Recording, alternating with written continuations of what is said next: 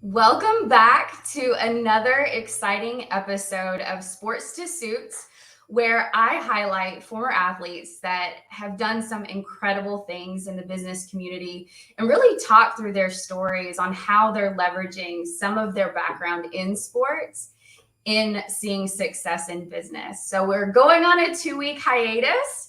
We are back, and there's nobody better than I can think to kick off the episodes again with my friend Mike Moosbrugger.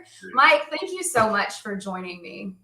Thank you for having me, Amanda. I'm excited. This is I've been looking forward to this. So you're one of my favorites. I'm pumped.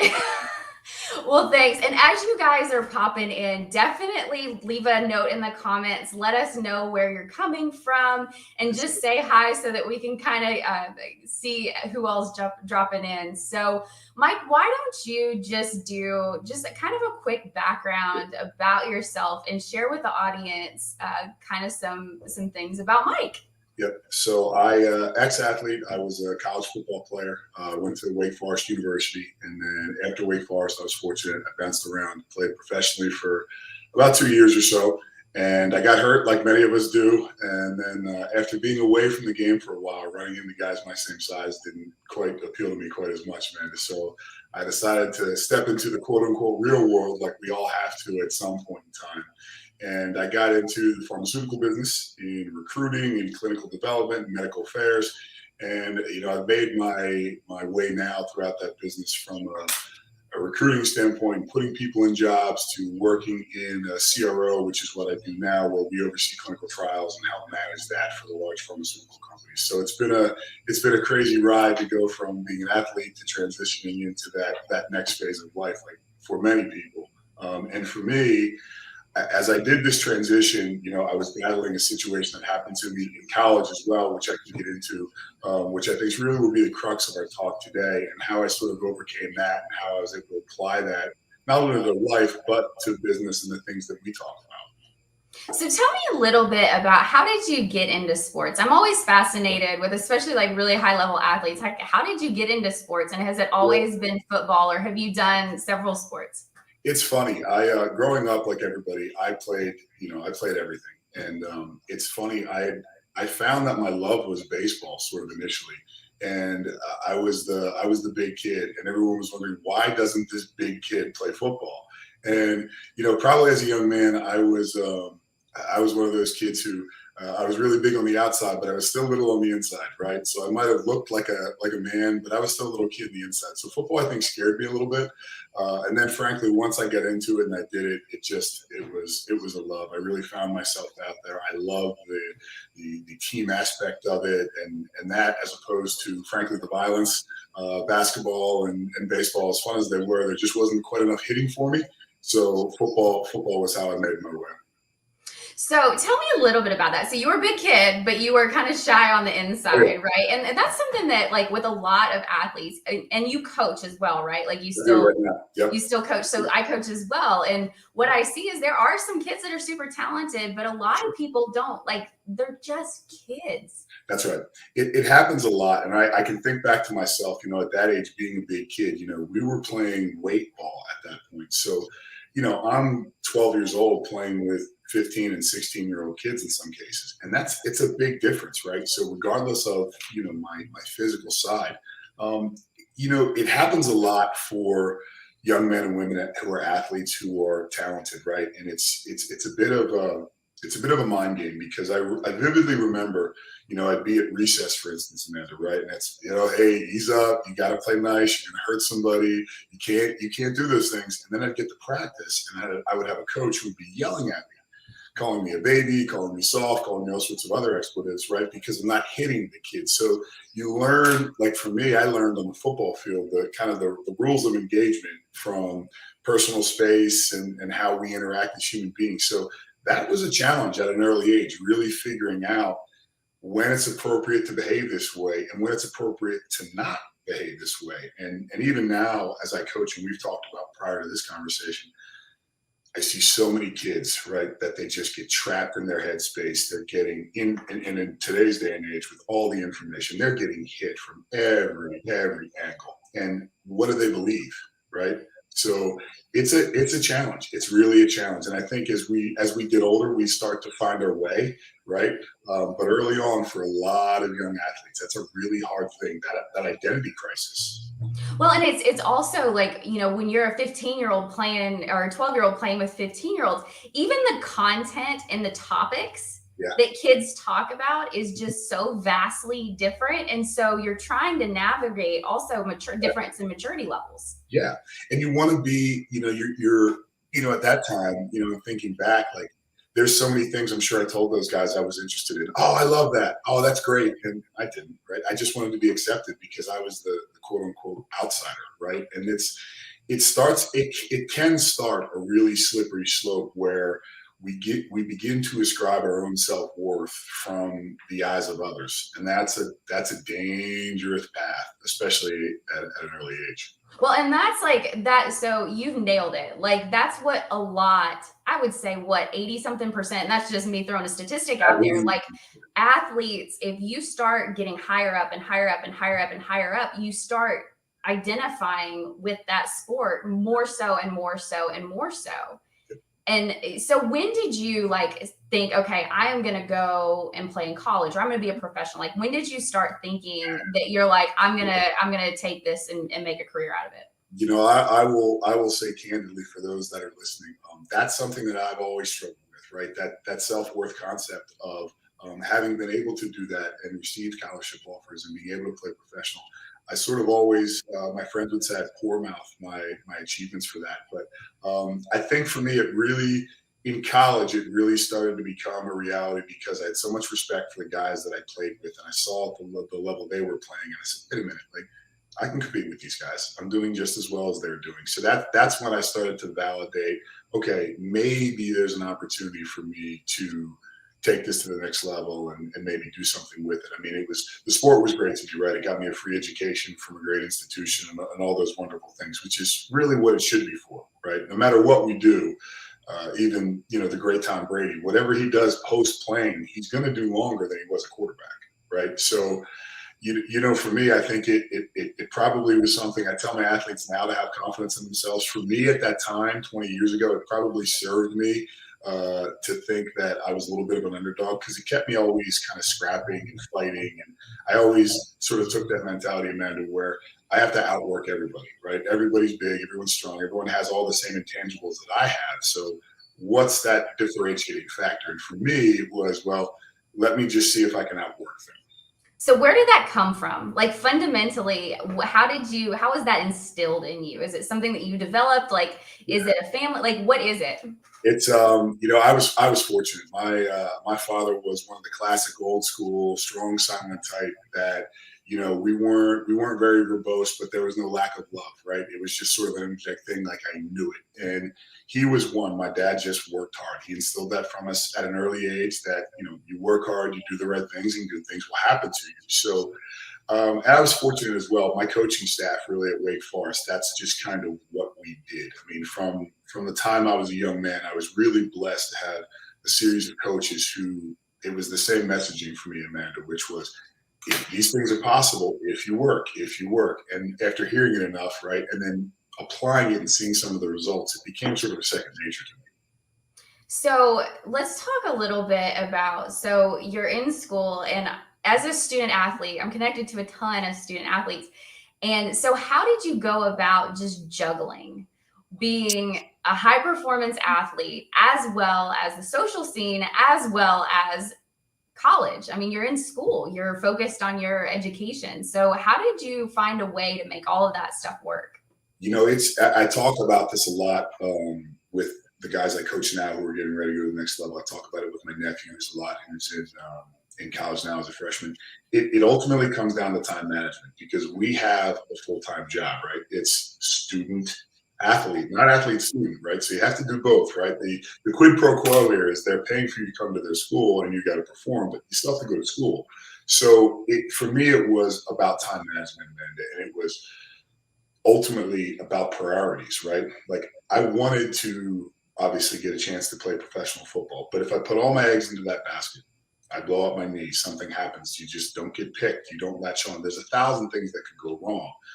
if you don't make school a priority in this situation, then you're left with nothing because you don't even have a degree, right? So you go through all of this stuff, and anyone who does it, right? We all know being a college athlete, it's wonderful, but it's by no means easy, right? It's hard. There's a lot of things you sacrifice for that. So, for young people and those athletes that are out there now, and even those that ex-athletes that are in the working world now, it just comes down to priorities, right? Whether it's your wife or your significant other or your kids or free time, right? We all get the same 24 hours in a day. So it's just about how we manage it, right? And it really is whatever's most important to you, we'll find time for it, right? We hear it all the time with young athletes. Oh, coach, I don't have time.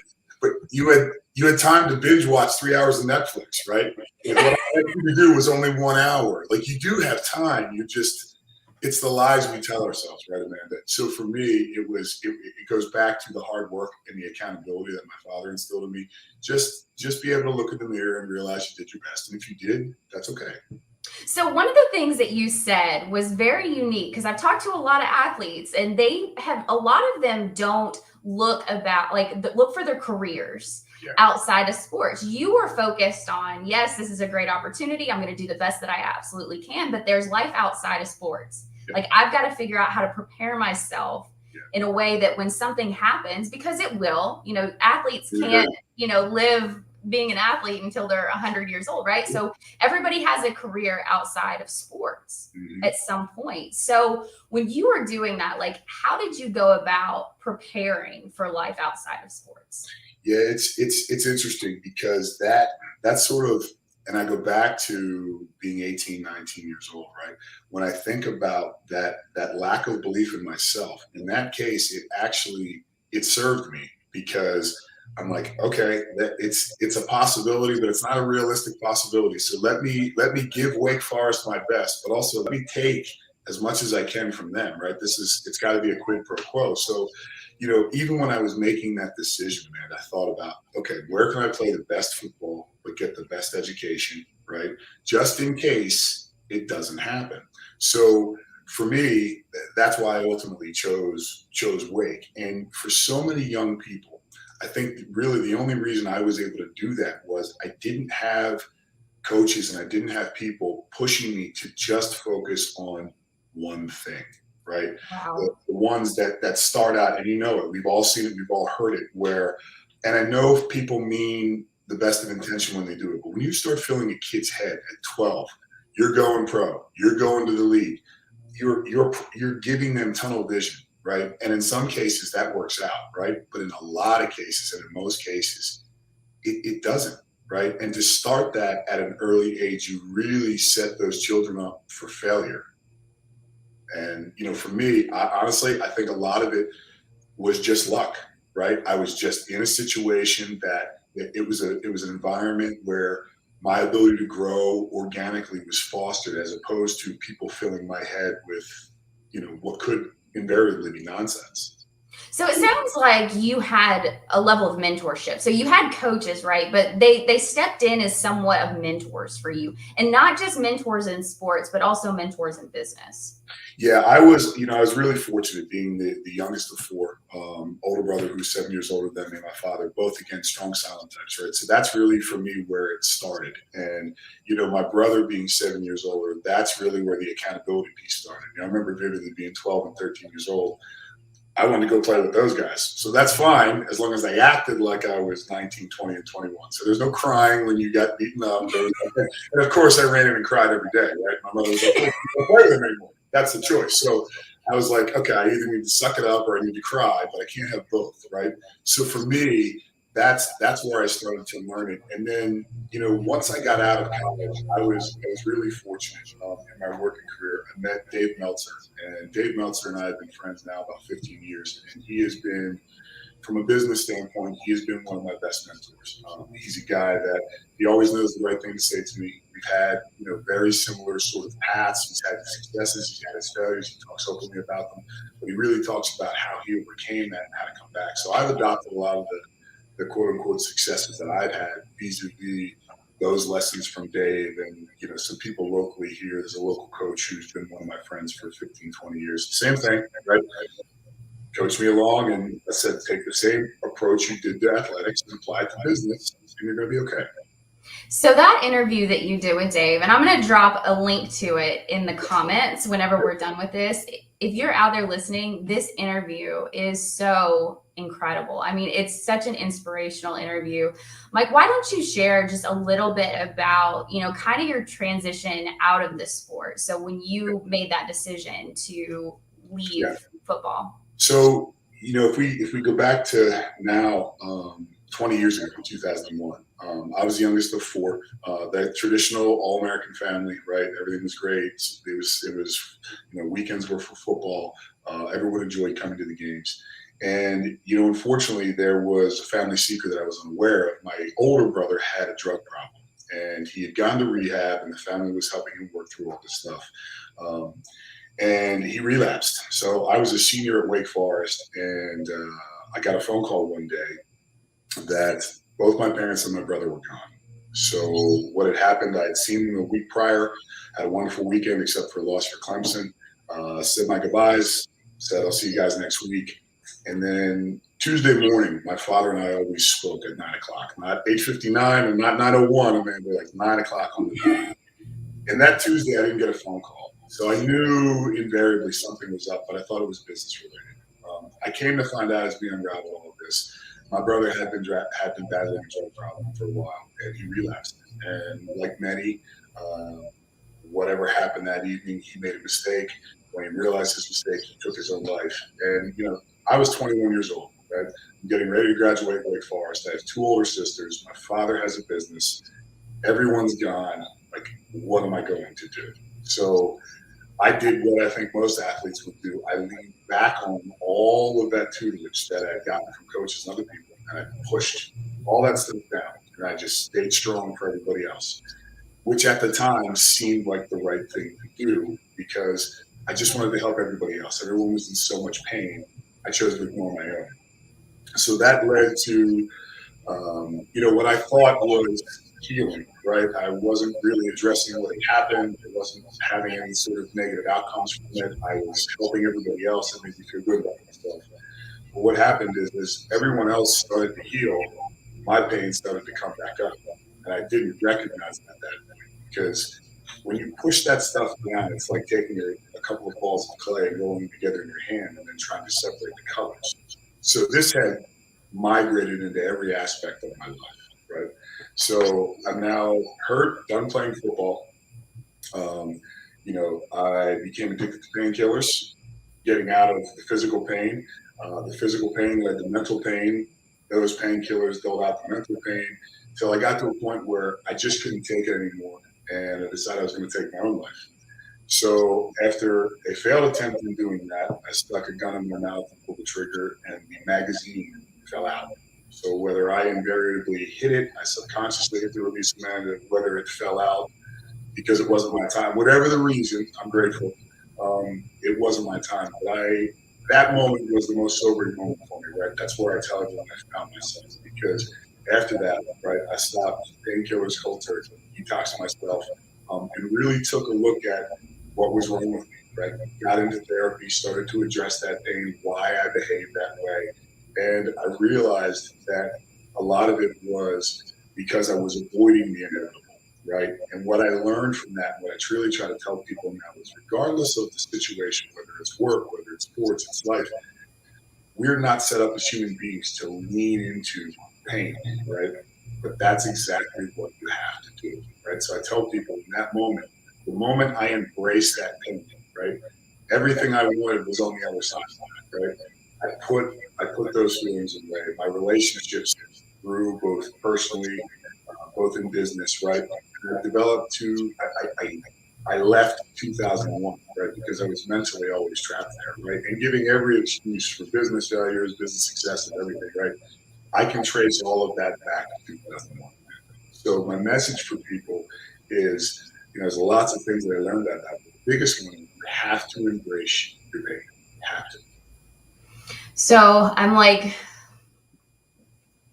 Yeah, it's a It's lot. it's a lot, but I really Yeah, want to dive a little bit into yeah, addiction yeah, and drug abuse in sports because I don't think a lot of people recognize how big of an issue this huge. is. And athletes are very much conditioned to fight it out. Like, Yeah. you got to be strong. You can't complain. You can't argue. You just suck it up. You deal with it. Like, I can't, Um, like, you basically strip all the emotion out of it, yeah, right? yeah, And so let's talk a little bit. So you didn't know about your brother fighting drug abuse. no clue. So it was, which is odd because, and I've said this in talks and conversations before.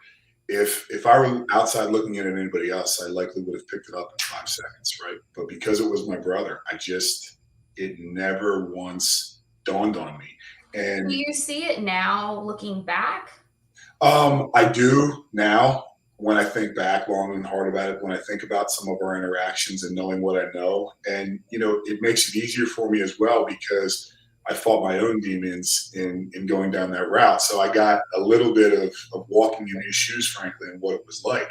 And, that's such you touched on it, it's such a slippery slope with athletes because, we talk about mindset, and that mindset now is just beginning to become popular. No one talked to us about this when we were in school.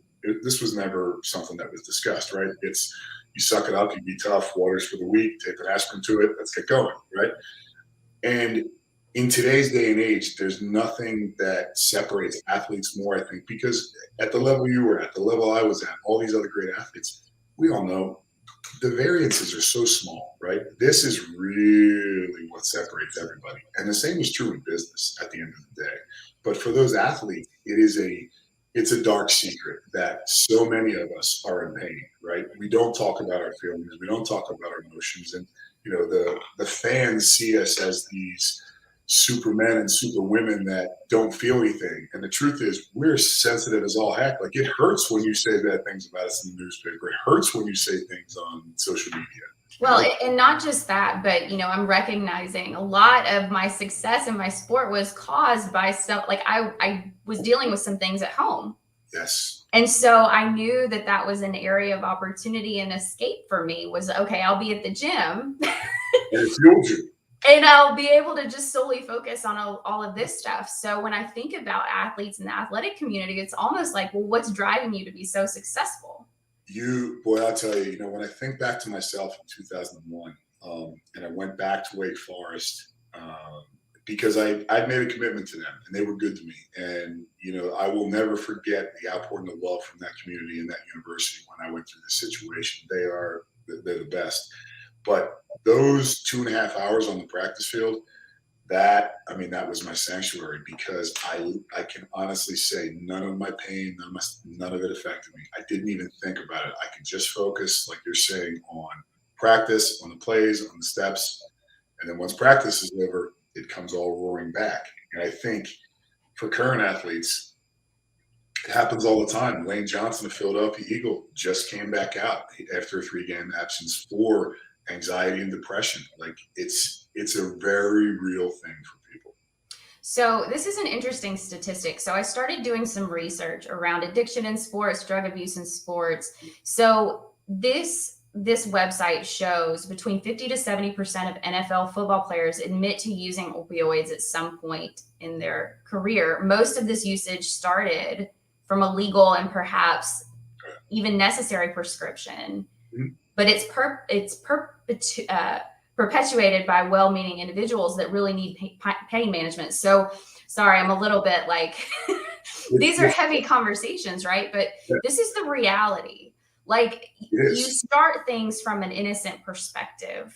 Yeah, you do. Maybe cope with pain or a surgery or whatever it may be. And then it then becomes a downward spiral. And it's so prevalent in the athletic community.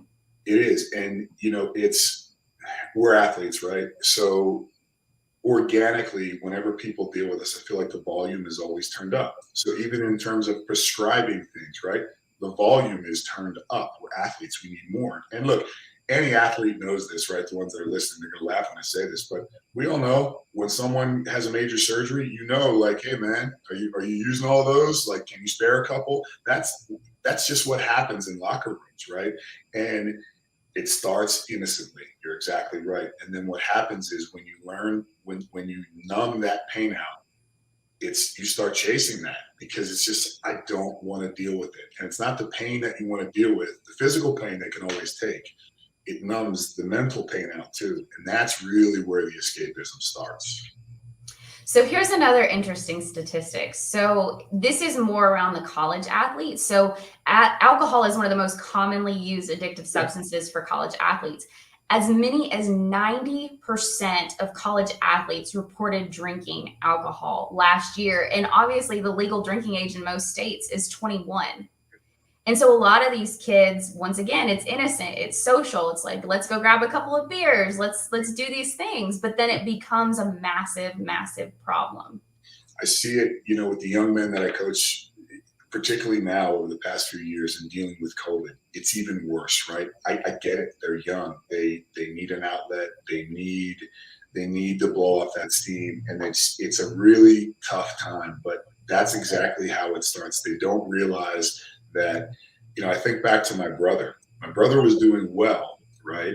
And then what happens to people is the ego gets involved, Amanda, right? He was doing fine. His ego got involved and he thought, that's okay. I've got it under control. I can do it one more time, right? And it's always one more time. And people think, well, never me, right? Well, it's never you until it's you. Because I tell people all the time, if you had asked me on October 29th, would I be able to get through all of this? No, absolutely not. Absolutely not.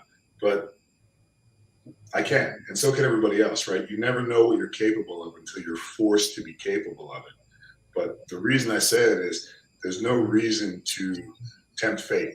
Like, life is waiting for you. You don't need to do things to give it incentive to come for you by that slippery slope of alcohol and drinking and using escapism, right?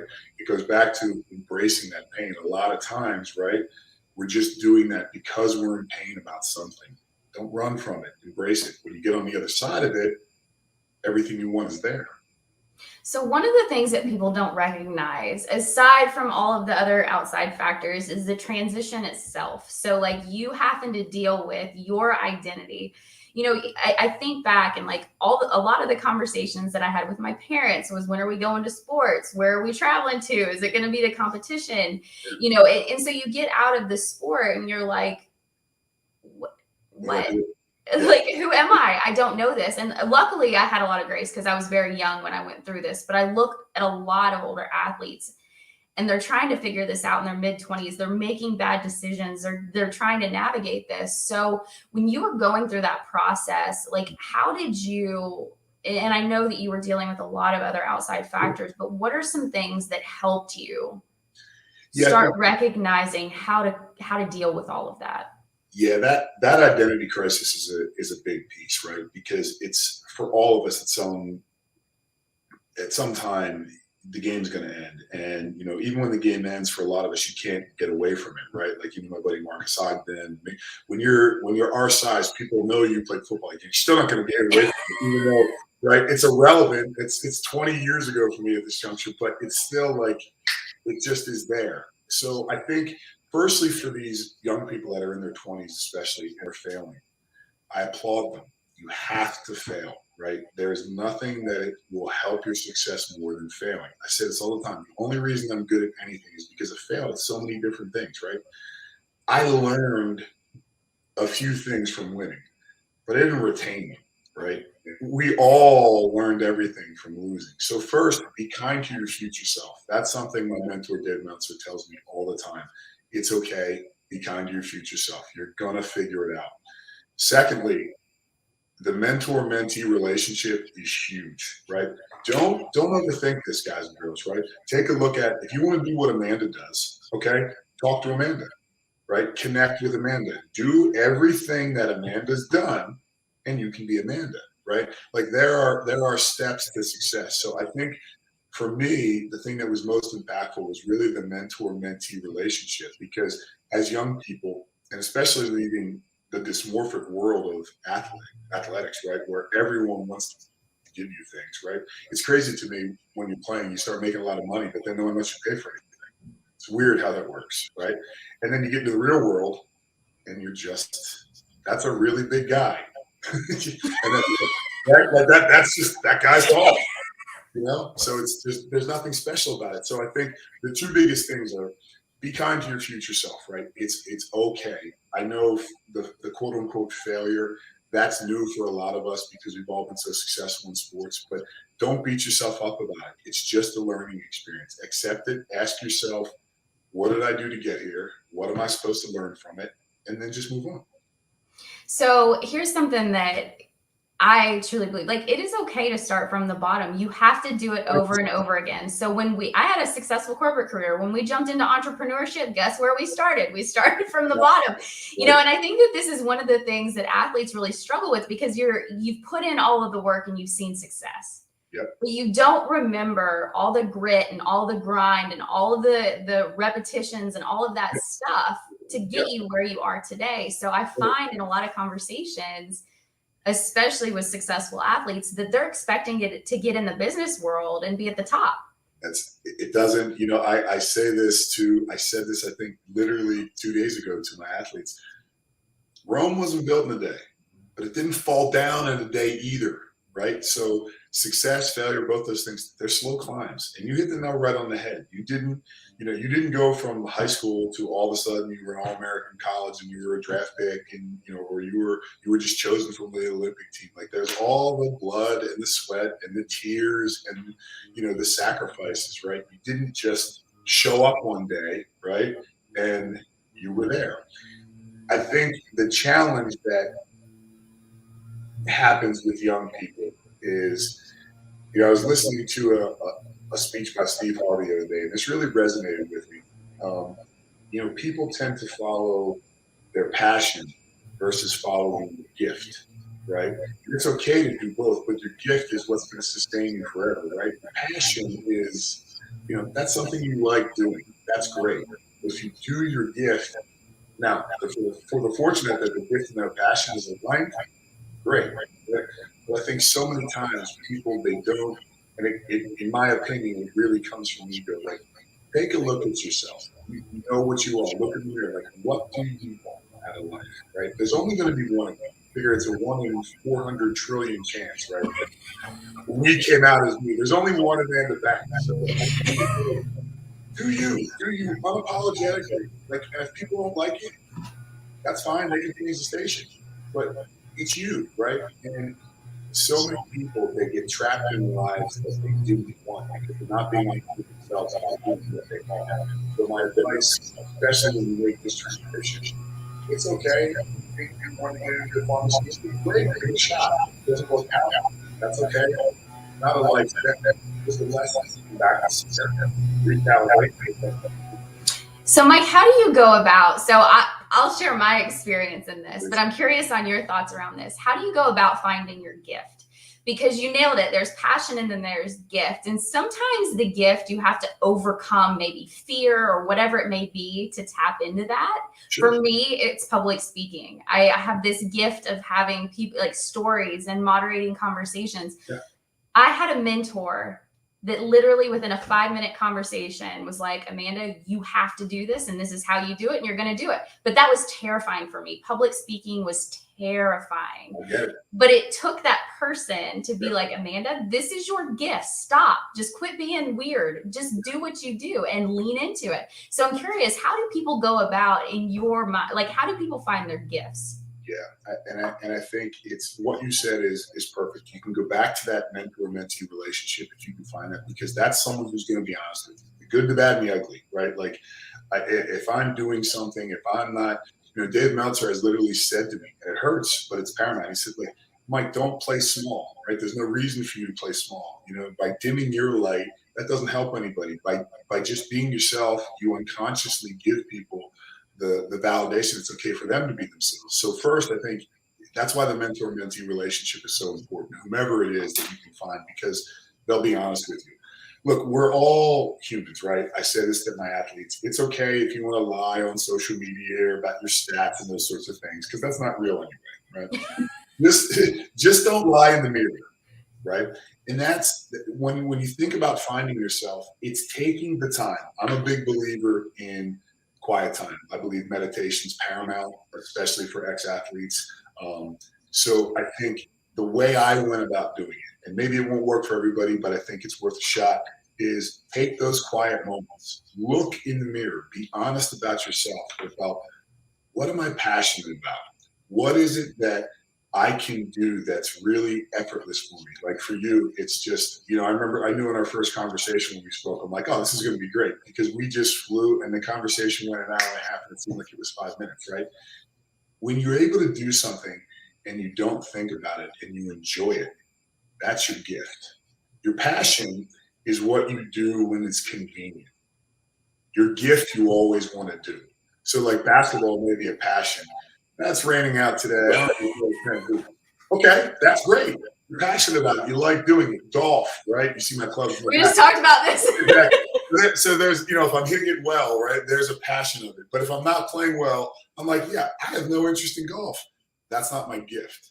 That's a passion. So for me, the gift is something that you just can't get away from. You just can't. It invariably, maybe you're an accountant and you find yourself, you're the guy who's at the water cooler holding court every morning, giving people positive advice and perking them up.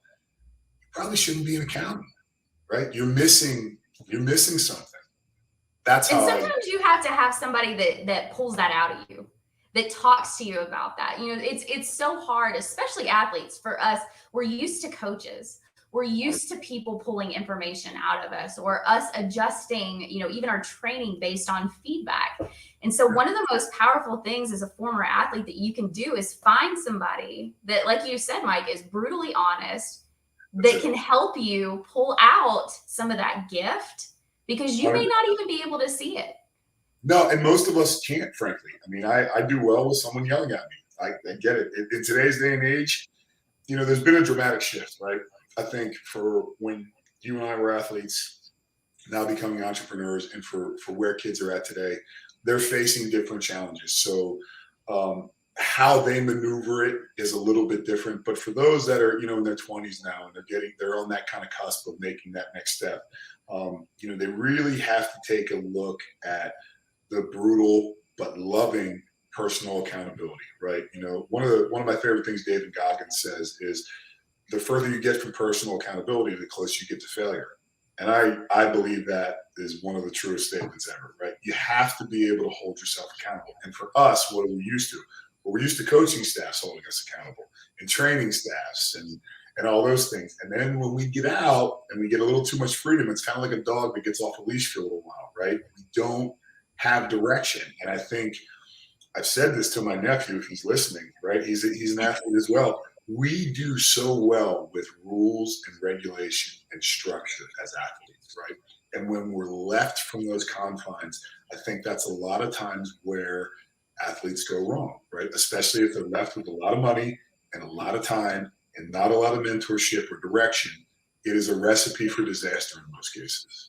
And freedom, most of the time, like, people don't recognize just the training regimen, like that alone is insane for a lot of different sports. And so once you don't have to do that, you've got the time, which is what you've mentioned. Like and then you start thinking, ooh, I can go have fun. Ooh, I can go hang out with my friends. Ooh, I can go do this. When in all reality, like, you didn't have that before. Spot on, Amanda. And it leads to a really slippery slope of, because you have time, you put things off. And that's a bad habit. So then things start to get put off, and they get put off a little bit more, and you have the time. So it's like, I'll get to it. And the next thing you know, that thing you were going to get to next week, you never got to. And it comes back to bite you in the butt. And you're like, holy cow, I had all this time. Why didn't I do it? But it happens to all of us. It's, when we make this transition, what I would beg people to do is stay present. Right. So I battled anxiety and those sorts of things as well, in my journey. And I've realized anxiety is just living in the future, and depression is just living in the past. Like, stay here, stay present, stay in the moment. Right. Things are always going to be okay. Right. And I know our brains play these tricks on us to make us think we're not, but you're here, right? You're listening to this LinkedIn Live. You're on the computer. Like, you get a ton of things to be grateful for, right? You're 100% for your bad days. Don't forget that, right? Like, you're still here. You're okay. So, when we get frustrated, and especially as athletes, I feel at least, we tend to get down on ourselves really quickly because we're used to that instantaneous success. We have to learn to be our own cheerleaders when they're gone. And that's really important. So this segments into business very nicely because so share, Mike, a little bit about like, so when you made that transition and you actually went into the business community, what did that look like for you? Honestly, it was at the start, it was a challenge because there's this element of being an athlete which comes with a certain sense of pride and a certain sense of ego. It just does. And then you enter into a new arena where you still have that pride and that ego, but you don't have the workable knowledge base to really justify that, right? And that can be a big problem. For me, If you're an employer out there, listen to this because employers, I've had right? conversations with employers and they're like, well, athletes just naturally do these things. And it's like Oh, they don't have the work experience. not at all. It's the intangibles that they want, we've been taught, but we don't have the knowledge base to take those intangibles and apply them in the proper fashion for how they want. Of course we can, and we can learn that, but we have to take the time as athletes to humble ourselves. And you talked about it, getting on the ground floor. Like, it's okay. You can have your confidence. You should be confident. Have your energy. Have your swag. That will open up so many doors for you as an ex-athlete. That just energy and that confidence we give off. But you have to also be humble enough to go, yeah, I can have lunch with the CEO, but I can also go and have a snack with the janitor. And they're equally as valuable in terms of time spent, right? And for me, I know initially, frankly, it was youth and ego. I wasn't willing to learn from people that I saw, quote unquote, who couldn't do what I could do, right? And what I realized as I've gone on is knowledge is power. You should learn from everybody. I agree. I will say though that discipline in a sport, Yes. when you get into the real world, that team atmosphere and the discipline, some people don't, even some leadership members don't necessarily understand the same level of discipline that Absolutely. you have. And so there's a little bit of a conflict there because you're like, okay, well, why am I okay to do this, that, and the other and have this discipline and I'm working hard and I'm doing all these things. And then you're like, but these people don't operate like me. Yeah, it's funny. It's you segue to, I had a conversation with a CEO, and she's done an amazing job. Her company is just killing it. And so many times you hear business owners talk about team and family dynamic and all those things, and 99% of them have exactly zero clue what that means, right? Like we get it. I always roll my eyes when I hear that stuff. And few and far, this woman is one. She actually does adopt it. It's pretty amazing what she's been able to do. But no, I agree that disciplined mindset, like when we get in there, we raise an eyebrow, and it's like, I want to pick up what you're putting down, but it doesn't connect with us, right? And when that happens, we get back to too much time, too much freedom. We're left sort of spinning, and there's no direction, right? So find a team outside of your work team. I know that like Right. find, entrepreneur mastermind groups, whatever it may be to keep your mind continuously going and for you to be able to apply that discipline that you have in other ways. Like for me, once I figured out, I can go and do this in networking groups and I can do this here. And like that helped me kind of occupy some of the time. Whereas I wasn't in alignment at times with certain teams that I worked with. I get it completely. All that exponential energy that we have, it's got to go somewhere, right? So channel it into a positive thing. And there's a lot of different, that knowledge base I talked about, right? There's a lot of ways to get that. It doesn't necessarily have to be, well, I'm talking to this person within the company. To your point, right?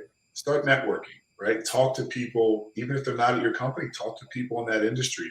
Begin, right? So when we look back, right, in your career, you do film study, you do preparation, you do recovery, right? These are all the same things that you have to apply in business. You have to understand the competitive landscape. That's watching game film, right? You have to do recovery. That's fixing yourself after you have a bad sales call or a good sales call, right? It's reviewing film. What did I do well there? What did I not do well? So we're actually given all the criteria we need to be inherently successful. The thing that throws us off track all the time is this. We take in messaging from the wrong source and it makes us think a certain way, or we begin to think a certain way about ourselves. And so many people get into situations that they never set out for, but they thought themselves there. It's not real, they just thought themselves there.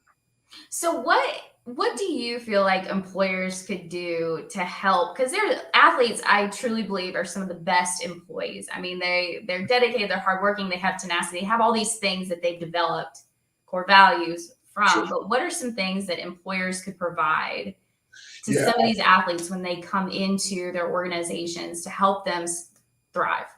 Yeah, I think when you hit the nail on the head, right? Athletes, anyone that's hiring, right? You're getting people that they understand hard work. They'll work like dogs. They're going to be loyal, right? You get all the beautiful PC things that people put in a job description, right? That inherently comes with an athlete.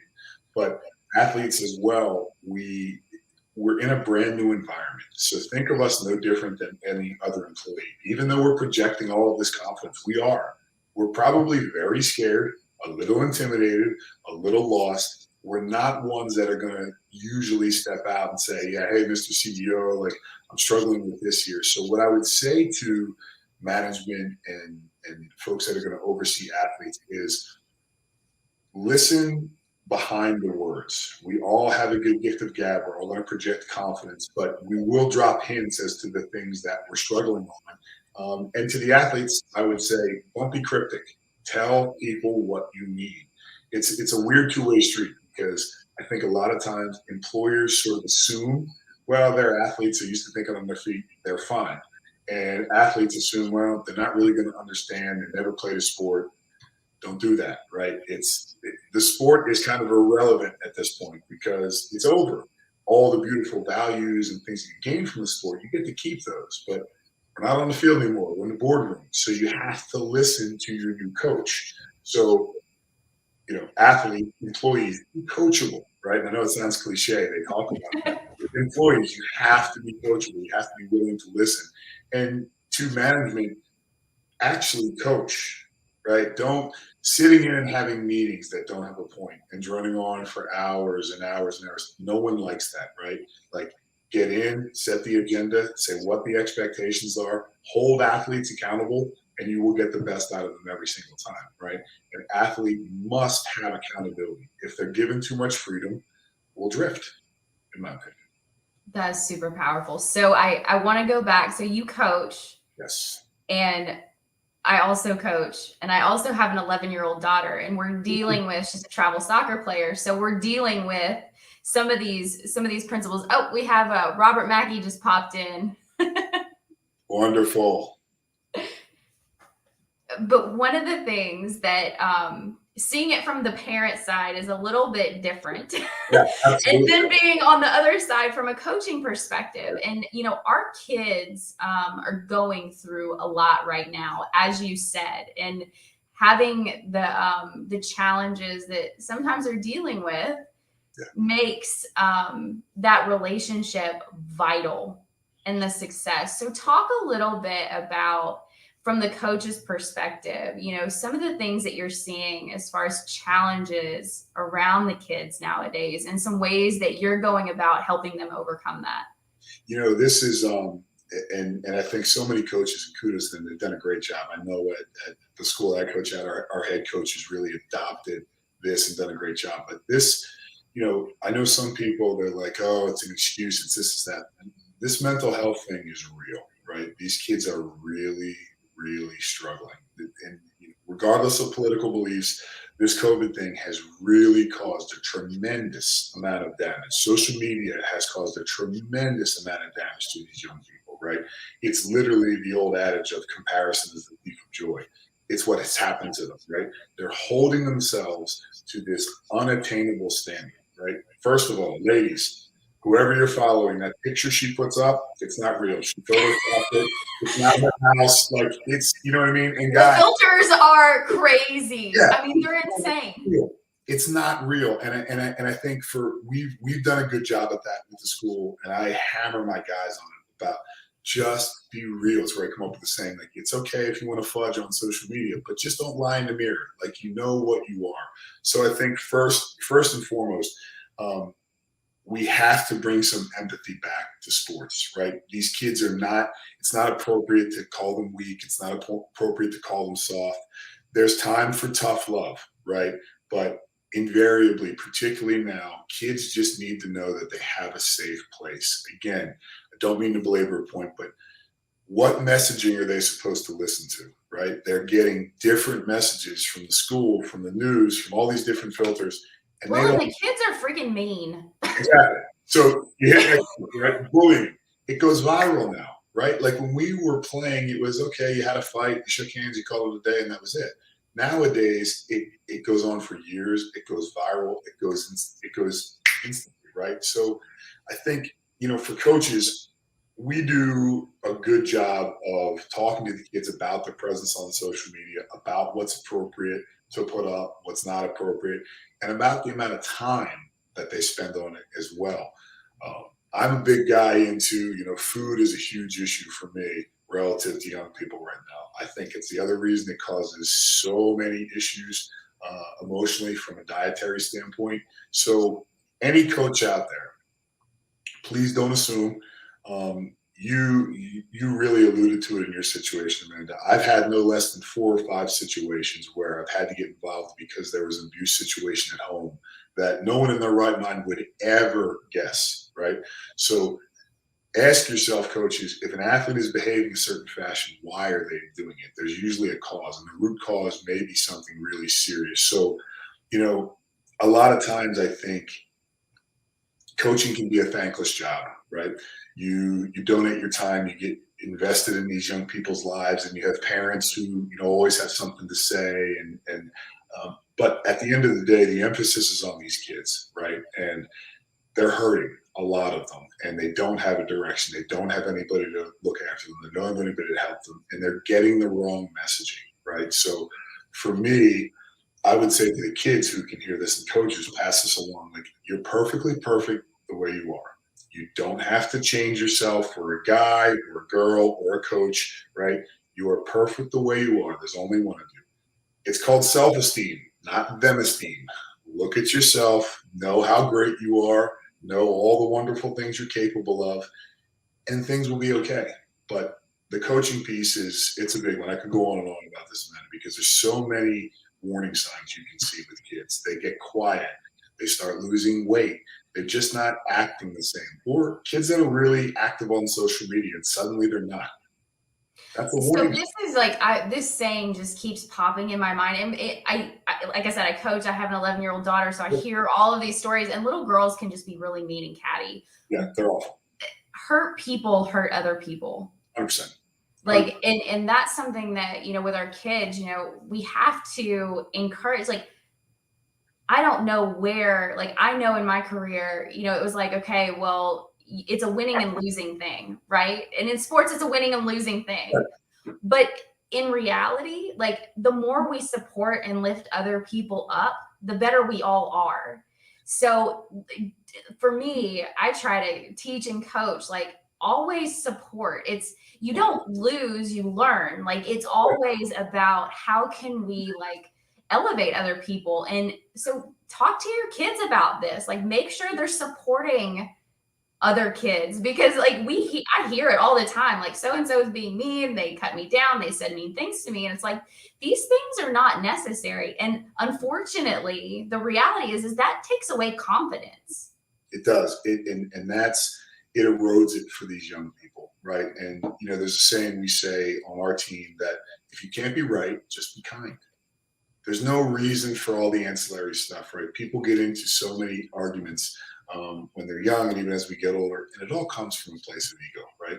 Not everyone's going to agree with us, right? Everyone's entitled to their opinion, right? Impossible is an opinion; it's not a fact. Like, you know what I mean? it's challenging. But the point that you make, Amanda, is for these kids, it comes so rapidly, right? And it comes so quickly. And it's almost like I feel bad for them because they're trying to get a sip of water from like an open fire hydrant. It's nonstop. And the culture, right? We talk so much about team. We talk so much about team on this call. A lot of times the quote unquote teams, right? They're not a team at all. There's divisiveness. There's fighting amongst the team. The seniors won't deal with the sophomores. This girl doesn't like that girl, and so on and so forth. So, for the coaches, it's important to foster that open environment for everybody, right? It can't be an open environment just for the top players, right? It has to be an open environment for player A all the way down to the last player on the roster. And this applies in business as well. Like, you can't have dysfunction in your team. Right. And as a leader, right, I just think about this, for someone who has a business, right, if you have 100 employees, like, you're clearly going to have more interaction with employee number 2 than you are with employee 100. But employee 100 has an aspect, it has knowledge of your business that you don't have. Why would you not want that? Right? It's only going to make you a better businessman or woman. It's only going to make your business grow more profit. It's going to make your people happier. So there's value in everything, I think, when you're having open, honest conversations that come from the heart. Everyone can learn. Everyone can learn. Mike, I could literally talk to you all day long. Seriously, we can do this all day. We could do this all day. So how can people, I want to wrap up there because I want to be respectful of everybody's time. How can people follow your journey? I'm going to drop a link of the interview with David Meltzer because it's so insanely powerful. How can people continue to follow your journey? Yeah, the best way, I will, and I started doing more on LinkedIn. Connect with me on LinkedIn, message. Listen, if I can add value with my story, I will talk about it openly, honestly, candidly, for anybody, to anybody. For those that are struggling and you're not sure what to do, catch me on LinkedIn. I'm happy to chat with you. Right? If I can just be a sounding board, I can give advice, whatever the case may be, I'm happy to do it. And if you're listening and you have a team that has some dysfunction, Mike is such a powerful speaker. I mean, it's incredible. I mean, it's incredible what you're doing. So I can't thank you enough for joining me today. I know that this was super helpful to everybody joining. And once again, I'm grateful for you and your friendship. And I do these conversations weekly. So if you're out there listening, definitely pop in every Tuesday from 1 to 2, where I highlight former athletes that are doing some amazing things in this world. And Mike, you are amazing. So you're the best. Thank you for having me. I'll come back anytime. I can chat with you forever. All righty, guys. See you next week. Thanks, everybody. Be well.